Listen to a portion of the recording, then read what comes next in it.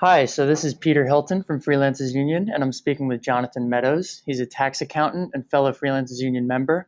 Over the past week, we've been collecting all the tax questions that you've been asking on Hives, which is our new online platform for freelancers.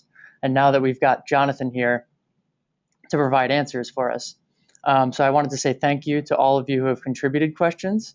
And if you didn't, be sure to check out our blog for all the tax-related resources that we have. That's www.freelancersunion.org/blog. And you can also find a lot of resources on our financial planning and retirement hive, which is at www.freelancersunion.org/hives. So Jonathan Medows is here with us. Hi, Jonathan. Hi, Peter. Thank you so much for having me today. Of course. Thank you for coming. So a few of the questions that we got from Twitter to start off from our members is, how much money do I have to make from freelancing in order to have to file taxes on it? So, interesting question. The filing threshold is $10,000 US dollars before you have to file a tax return. However, because people are self-employed, if they owe more than $400 in Social Security taxes, they need to file. So the threshold is much lower. I would say offhand, it's probably about a couple $1,000 offhand. A couple $1,000, so maybe under $5,000? I'd say literally under $2,000 is probably a safe bet. Okay. You have to do. Once you have a liability of more than $400 for Social Security taxes, you have to file a tax return. Great. Okay. So the next question: if I have a day job, do I still need to pay taxes on my freelance income? And if so, how do I do that? Absolutely. If you have a day job, and in addition to the day job, you have a side gig, and you owe more, and if you have a profit, that is, your revenue that you bring in is more than your business expenses, then you need to pay taxes. Your estimated taxes, I think a third of your estimated profit is always a safe figure to pay in estimated taxes. You may owe a few more dollars. You may get back a few dollars. But that's always a safe number in terms of estimated tax planning. Okay. The next question is, I'm a freelancer about to get hitched. Do you have any advice on whether to file jointly or separately, and how will this impact my finances? So 9 out of 10 times, most of our people who get married file a joint return. Once you're married, you either have the option of filing a joint return or a separate return. If you file a separate return, you may be precluded from taking certain tax deductions. The tax rates may be higher. When I advise clients not to file joint returns is when one client may have certain obligations such as student loans and or prior year taxes. Under those scenarios, you may not want to file a tax return together. It's something that I would speak with an attorney or an accountant on regarding your situation. Okay, great. The last question from Twitter is, with so many people receiving tax returns every year, what's the best way to break even every year? Oh, wow. So, good question. I mean, if you want to have it so that you do not owe any money at the end of the year, nor get back any money, Mm-hmm. you should adjust your estimated taxes if you're working for yourself to make sure that you pay in enough to avoid having an obligation. If you're working for someone, you should adjust up or down your tax withholdings. A great way to figure this out is just to model your tax return, use prior year's tax software, punch in the numbers and see what you get, and based upon those numbers, adjust up or down what your withholdings and or estimated taxes. Great. Sounds simple enough. Yeah, you keep it simple. We can make things complicated in life, but it's difficult to follow. Right. Okay, so now moving on to all of the questions that we received in Hives. So this comes from, and I apologize if I say your name incorrectly, Josu Ledesima. Says, hi, this is my first year where the majority of my income comes from freelancing. What are the most common mistakes and or potential deductions that most people miss? Oh, wow, great question. I think the biggest mistake that people make when they work for themselves, especially initially, is not realizing that they have to pay estimated taxes and that the government government is a partner in what you do, and the tax number is going to be high percentage of your profit. So first thing with a silver bullet is set aside a third for estimated taxes. If you start off with the notion that what you make is not all for yourself, you're off to a head start. Second mistake that a lot of freelancers do is that they don't keep track of who owes them money, and they fail to invoice. And from my perspective as an accountant is that they fail to adequately track their record, track and maintain their expenses. So sometimes they'll leave money on the table by not knowing what their expenses are. Third, freelancers don't maintain proper accounting records for the most part. According to IRS regulations and or state regulations, if you have an audit, the tax authorities will ask to see original receipts for expenditures. Credit card statements and bank statements by themselves are insufficient for the most part. So that's the third area where I think it's a challenge for some of the freelancers. And fourth is making sure they file their tax returns on time. People aren't aware of the deadlines. Those are the issues that I see from my perspective as a CPA. A couple other issues, more on the financial side, people failing to adequately charge reasonable rates for their services. They charge too little for their time. They fail to estimate how long it takes to do some work. And frankly, and the final issue is working with bad people. I find that sometimes we're not a fit for everyone, and when there's a personality mismatch, it can make a project really unbearable. So make sure you work with people that you feel comfortable with. Sure, that's a lot of useful advice. I mean, being that we're going into 2015, are there any tax issues or new information that people should know about paying taxes in 2015?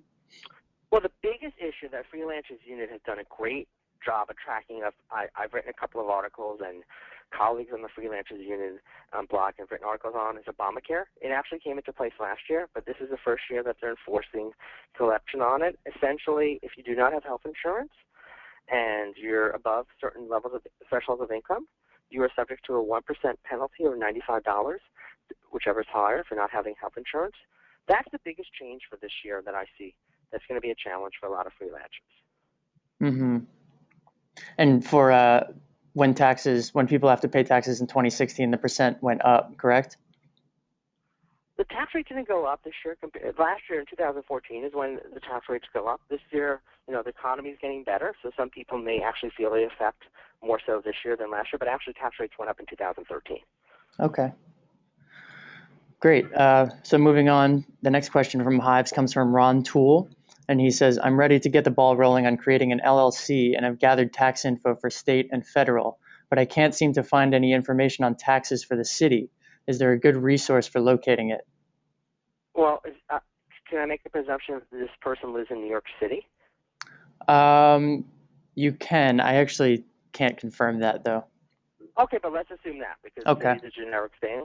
Sure. There's an unincorporated business tax that LLCs, both individual and multi-member LLCs, would be subject to.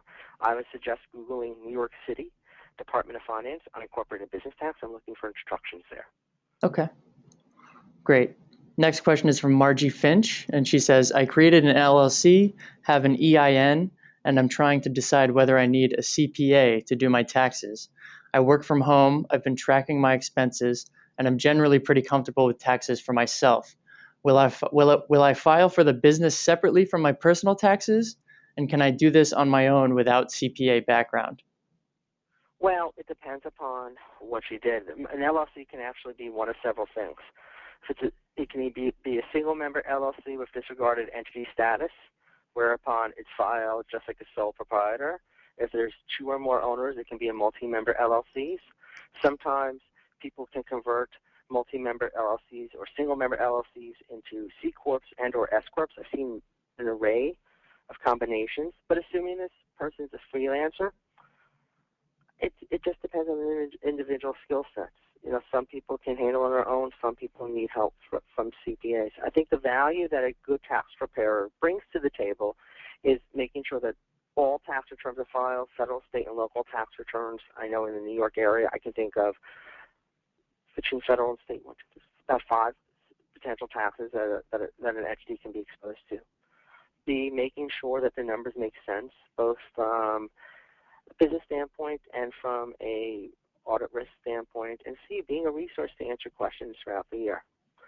It's up to the individual to answer whether they need that type of resource. I mean, I know I have issues in my personal life that perhaps I can handle on my own, but I always retain an attorney because I need that professional guidance. And I would suggest that this person weigh in what she needs. Does she really need tax preparation, punching in a bunch of numbers? Does she need someone in her life where she can turn around and ask questions? You know, you pay for what you get in this country, and that's a personal decision that someone has to answer. Okay. On his or her own. Sure. Okay, great. Next question is from Brian Mayer, and he says, "Can I include my dental and vision insurance premiums, copays, and expenses in the health insurance section of my deductions?" So, as a freelancer, you're allowed to take off your medical and dental premiums as an above-the-line adjustment on Form 1040, page 1. The other expenses, such as copays and others, such as medical and dental expenses, go on Schedule A, which is subject to a 10% itemized deduction requirement before you can even claim the first dollar as a deduction. What I would do is flip the numbers in both places and see which one comes out higher. Okay. Great. Next question, just a few more left. Next is from Risa Harman, and she says, as a musician and freelancer, is a Roth IRA the best option for saving for retirement?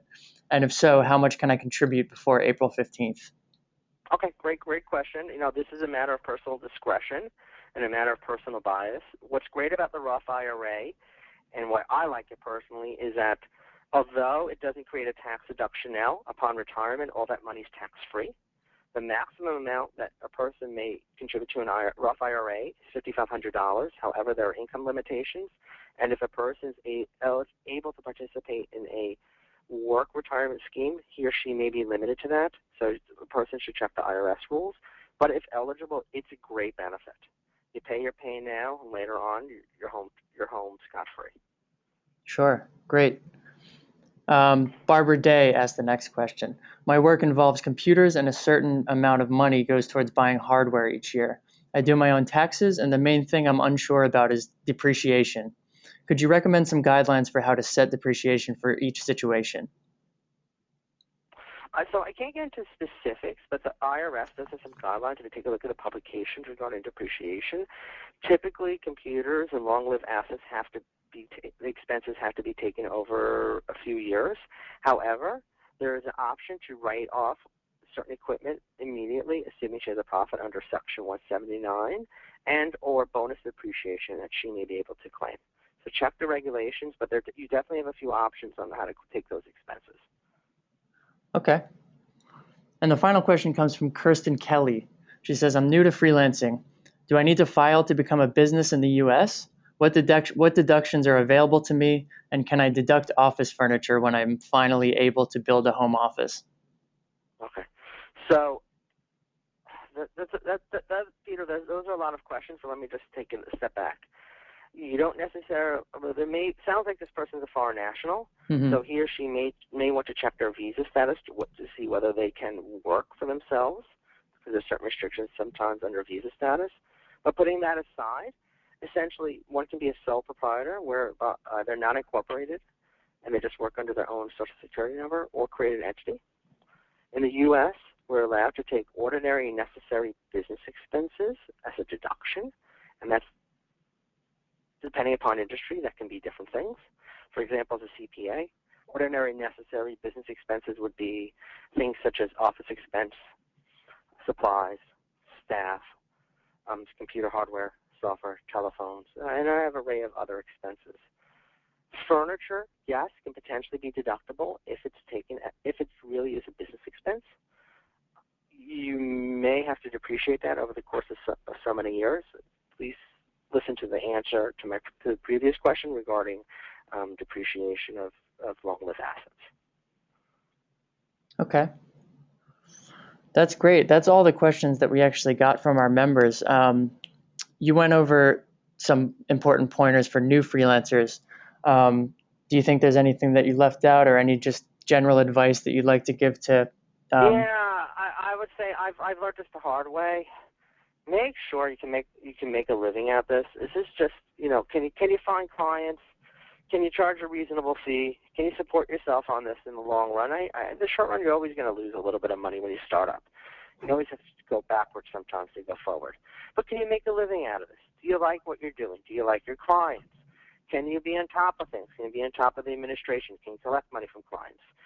Can you manage growth? There's a lot of moving pieces when you work for yourself. Some people are ambitious and want to have a 50-person firm. Other people are happy working for themselves and by themselves. So you have to know your industry. You have to know your own temperament and what makes you happy and successful in what you do. Great. That's really useful advice. Well, thank you for your time, Jonathan. I really appreciate it. My pleasure, Peter. I look forward to chatting with you again. Stay warm, everyone. Great. Thank you.